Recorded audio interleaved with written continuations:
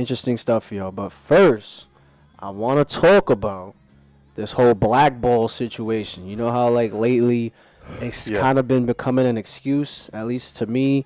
Whenever an artist don't sell a certain amount, they either them or the label be like, oh, but they're blackballed. This it's very much coincides with cancel culture, I would say. You think so? Yeah. Interesting. Well, I say that to say this. My man Russ, every time he speaks, I ain't gonna lie, he be speaking gems, bro. You hear me? Yeah. Yo. Nah, no, you don't. Nah, you do. Yeah. So, my man Russ has something to say about this whole blackballing situation. So, he said... This is my first time hearing it, by the way. Yeah, because I didn't want to spoil it. I just want to give my 2 cents on something in my industry. No artist is blackballed. Unless they cut off your Wi-Fi, remove your social media accounts, and take your music off all streaming platforms, you are not blackballed.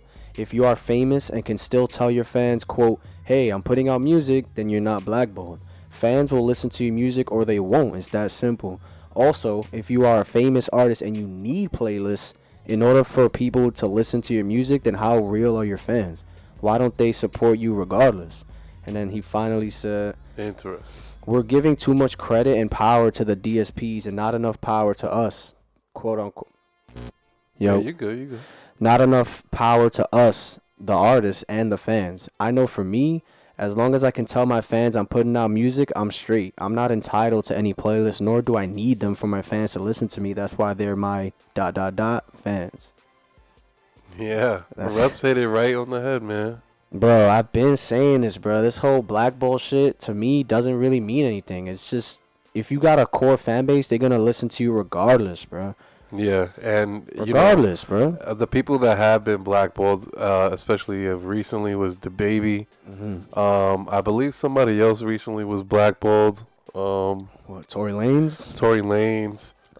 Still sell. I don't know how much it sold, but at one point, XXX, like 2018 or whatever it was. Yeah, facts. But it was still impactful, even though it was blackballed. Yeah, I can agree that, as long as you have Wi-Fi, you should be able to, engage with your fans. As long as you're able to communicate with your supporters that, hey, I'm dropping this, I have this show going on. People should, if they're your supporters and you got a real fan base, they should show out. You know what I'm saying? And yeah, I agree. And in terms of the DaBaby situation, he clearly is not as hot as he was 2 years ago, right? So I feel like the real reason for all that, maybe those 17K, that it sold first week, maybe that's his actual, that's only his fans. Maybe he only has around 20K actual fans, right? Right. He hasn't had a big hit in at least 2 years, right? Yeah. So it's like... And him falling off, per se, is definitely his fault. From all the situations that happened that could have been avoided, it's your fault, dude. Like, come on, you can't come out here and claim you're blackballed just because playlists aren't playlisting you. Like, your trajectory down is 100%. It could have been avoided. Yeah, and I also think that maybe his music or his style just hasn't evolved, bro. Maybe the casual fan just don't care anymore for DaBaby. I think it's because the ladies are gone. The ladies, you think? Because although he was like, because the whole shit he was baby mainstream moms and all that, but the thing with his baby moms, him on 2 occasions trying to kiss a fan. Ooh, I remember that. I forgot about that. Saying? And then the HIV at one shit. point, the first the HIV shit, Rolling Loud. Exactly, and then the first situation that happened probably 2 years ago was him slapping a female fan because she had.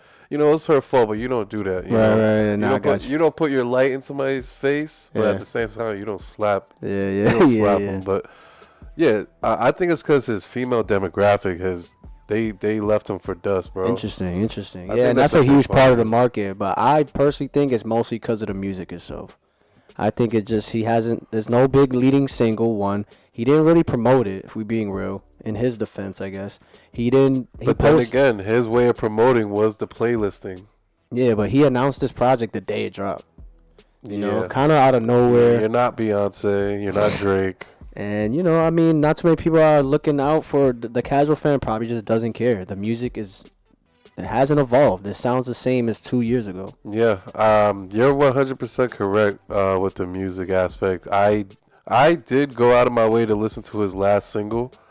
I added it to the Colossal Radio and I'm playlist. not gonna sit here and act like I heard the album because I haven't. Who knows? Maybe it's hard. Maybe it's But hard, you bro. can you I can ain't gonna cap. imagine you can imagine that it does sound similar.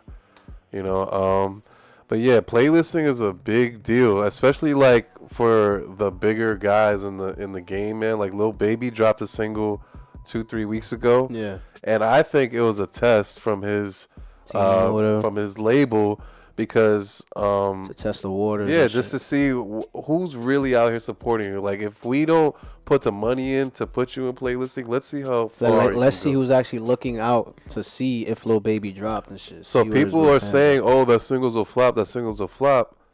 Is it though? Because he had the that push song was before. horrible though. It probably I was. didn't like it at all. I think I heard it one time. It's not and it good. sounded exactly like every other 200 songs he has. So, and you know, it just goes to show how much playing the game really catapults somebody's career Right. and like keeps them afloat. Yeah. I personally think like somebody like Drake doesn't need that. Like he doesn't need Of course playlisting. not. But I mean, that's Drake. That's one in a million. Like yeah, like those particular artists, the Beyoncés, the Drakes, Yeah. even J. Cole's, like yeah. those artists that stood the test of time, like Right. they don't need that playlisting. It's They just don't. a modern day bubbling artist that needs it, honestly. Well, and also like in Russ's case, you gotta give him props because where he's at his career, he's extremely comfortable with whatever he drops. Yep. He would drop a snippet of how he made this song, and the fans are fiending for it. Please, he had dropped a snippet on his Instagram of how he made a song called "Die Slow," something like that. I forgot what it's called, but he like sped up his chorus, and then the fans were like, "Nah, we want the regular version." He ended up dropping both for the Wow, fans. look at that. He like responded like, "You guys asked for it." Like the fact that he could do that and engage with his fans, that's pretty cool. Like he listens to his fans. Like I don't know, man. You really gotta build that core audience, man. And I don't Yeah. even know if DaBaby ever really had a huge, crazy fan base like that, outside of like. I shout out to Johanny, my boy Jay. He loved DaBaby. Yeah, I have some of my best Like, he friends. really fucked with them. They're the baby But fans. he said it was a phase. Like he told me now, he's just strictly Yeet. Yo, you should see, bro. You know how you could see Apple Music, like how many hours you've listened to a certain He artist. has like 122 yeet, right? I think I saw that. Yeah. 263 hours of Yeet. God. And Yeah. then number 2 was like maybe 60 hours of some shit. I forgot who it was, but that shit had me dying. I'm like, I yeah. wonder what mine is.